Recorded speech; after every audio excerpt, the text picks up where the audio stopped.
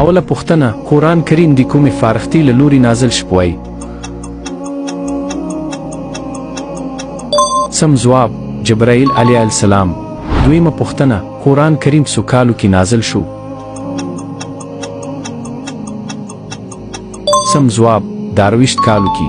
دریمه پوښتنه: د قرآن کریم لومړی آیت کوم ده؟ سم ځواب: اقرا.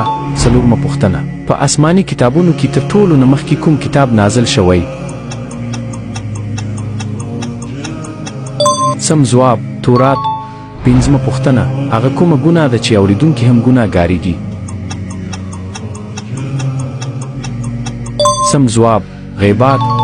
شپږمه پوښتنه: حضرت محمد صلی الله علیه وسلم په خپل ژوند کې ټول څو وادونه کړي؟ سم ځواب: 11. څو پوښتنې مو صحیح ځواب کړي په کومنټ کې ولیکئ.